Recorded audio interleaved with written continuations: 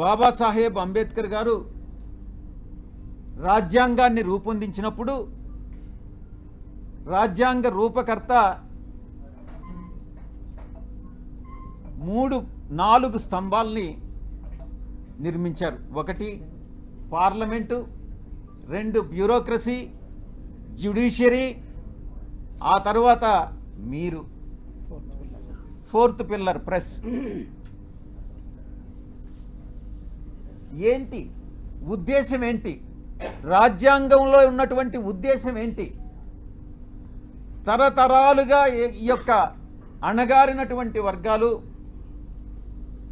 తరతరాలుగా వెనుకబడినటువంటి వర్గాలు, అది మనునీతి ధర్మం ప్రకారం కుల వృత్తుల వల్ల కావచ్చు, మరి ఏ ఇతర రీత్యా కావచ్చు, ఈ యొక్క అణగారినటువంటి వర్గాలన్నింటినీ కూడా పైకి తీసుకురావాలన్నటువంటి ఉద్దేశంతో రాజ్యాంగంలో ఈ యొక్క 4 స్తంభాలని నిర్మించి చట్టానికి లోబడి మీరు పని చేయండి అని చెప్పినటువంటి మహానుభావుడు బాబాసాహెబ్ అంబేద్కర్ గారు.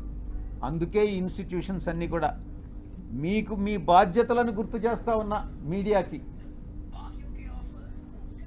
అంతరాలు లేనటువంటి సమాజమే మన ధ్యేయంగా ఉండాలి అన్నటువంటి చెప్పినటువంటి వ్యక్తి బాబాసాహెబ్, గొప్ప వ్యక్తి బాబాసాహెబ్ అంబేద్కర్ గారు. ఇక అణగదొక్కబడినటువంటి కులాలని ఒక షెడ్యూల్డ్ కులాలుగా పెట్టి, ఒక షెడ్యూల్లో పెట్టి వాళ్ళకి రిజర్వేషన్స్ పాటించమనని, ఆ బాధ్యతని గుర్తు చేయడానికే ఈ బ్యూరోక్రసీ, జ్యుడిషియరీ, ఈ యొక్క పార్లమెంట్ అన్నటువంటి దాన్ని ఆయన రూపొందించడం జరిగింది. దాంట్లో మీ పాత్ర కూడా ఉంది. ఈ రిజర్వేషన్స్ని పాటించేటట్టు ఈ యొక్క ఇన్స్టిట్యూషన్స్ అన్నీ చేయాల్సినటువంటి బాధ్యత మీ మీద కూడా ఉంది.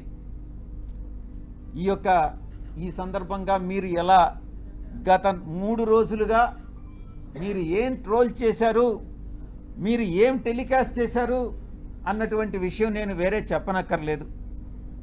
ఎవరికి మీరు ద్రోహం చేసింది?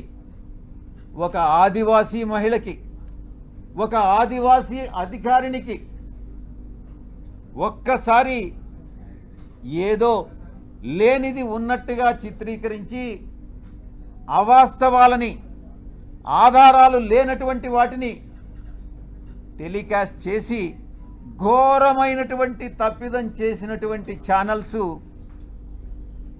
మొట్టమొదటిది మహాన్యూస్.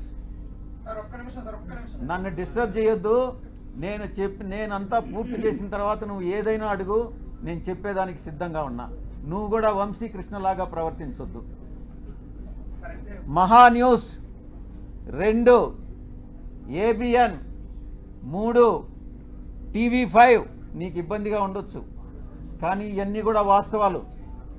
ఒక న్యూస్ని టెలికాస్ట్ చేసే ముందు దాని ఆధారాలు ఏంటి, ఎవరి మీద అయితే ఆరోపణలు చేస్తున్నామో ఆ ఆరోపణలు వాళ్ళతో చెకప్ చేసుకొని వాళ్ళ అభిప్రాయాలు తీసుకోవడం జర్నలిస్ట్ సాంప్రదాయాలకి శ్రీకారం చుట్టడం.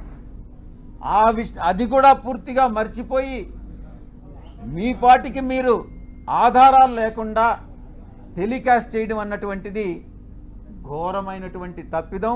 తప్పకుండా మీరు ఎలా క్షమాపణలు మీ చేత చెప్పించాలో నాకు తెలుసు, నేను చేయిస్తాను కూడా. సమాజం ఒక బాధ్యత, నా గురించి మీ అందరికీ కూడా తెలుసు. నన్ను నేను చెప్పుకోవడం కాదు, చాలామంది మా పార్టీలో ఉండే వాళ్ళు కూడా నా పైన ఆరోపణలు చేశారు, తెలుగుదేశం వాళ్ళతో కుమ్మక్కై.